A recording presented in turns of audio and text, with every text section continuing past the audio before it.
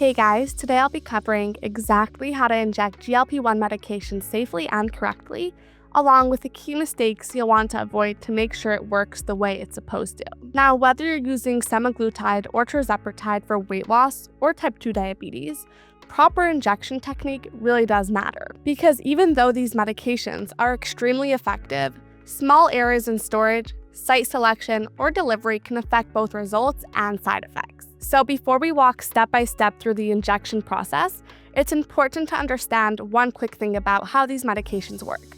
GLP-1 medications mimic a natural hormone your body releases after you eat. That hormone helps regulate blood sugar, slow digestion, and signal fullness. That's why these medications are designed to be taken once per week. But for them to work properly, they must be injected into the subcutaneous fat layer, not muscle.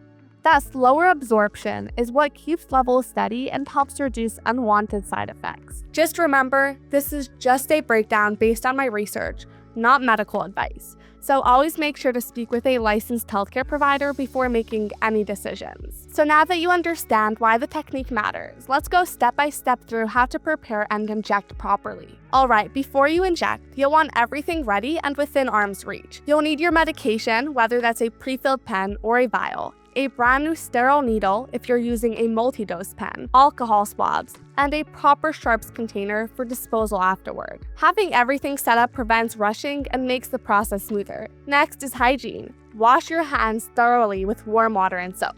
It only takes a minute and significantly reduces infection risk. Then inspect the medication. The solution should be clear and colorless. If you notice cloudiness, discoloration, or floating particles, do not use it.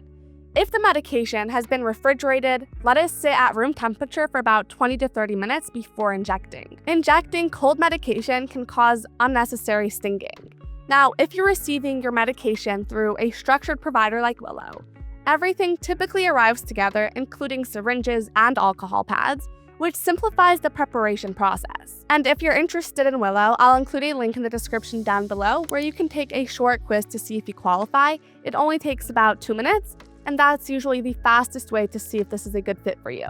And we might get a small commission on it, which really helps the channel, but regardless of where you get your prescription from, these preparation steps stay the same. Once you're set up, the next step is the actual injection. If you're using a pre-filled pen, the process is very straightforward. Start by removing the protective cap and checking the viewing window to confirm the solution is clear. If it's a multi-dose pen, attach a new sterile needle and remove both caps.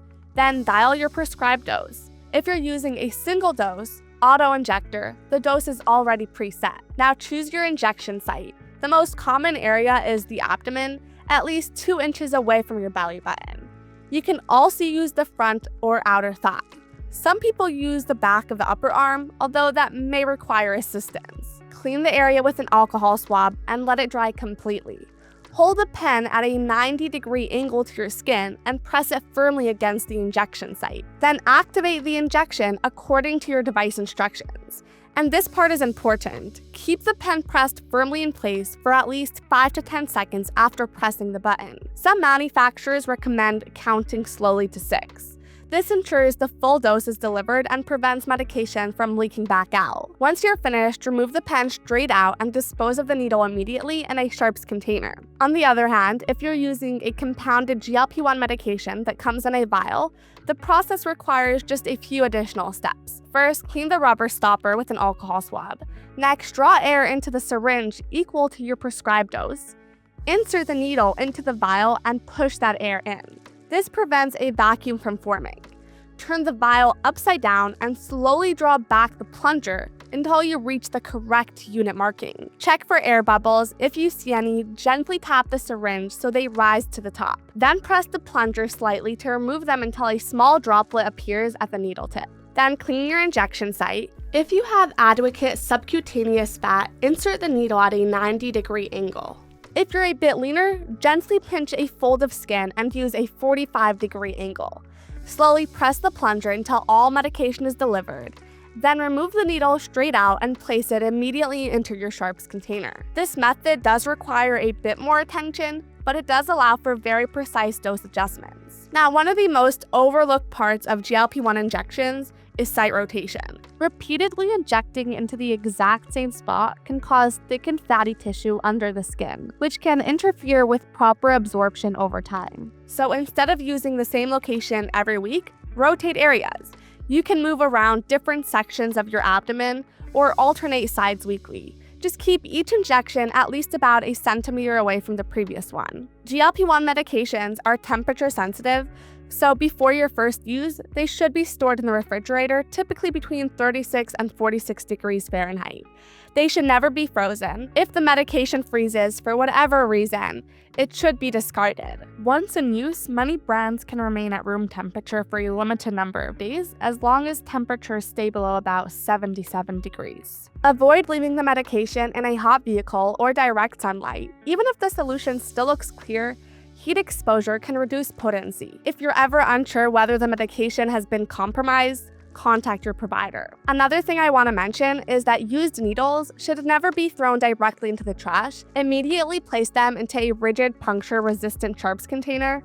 If you don't have an FDA-cleared container, a thick plastic container with a secure screw-top lid can work temporarily. Keep it away from children and pets. Once the container is about 3/4 full, seal it permanently and follow local guidelines for disposal. Now, while injecting GLP-1 medication isn't complicated, having structural medical oversight can make the entire process smoother and more consistent. And so Willow is a digital health clinic focused specifically on compounded GLP-1 medications like semaglutide and tirzepatide. The process begins with a short eligibility quiz, followed by a review from a US board-certified physician who creates a personalized treatment plan based on your health profile.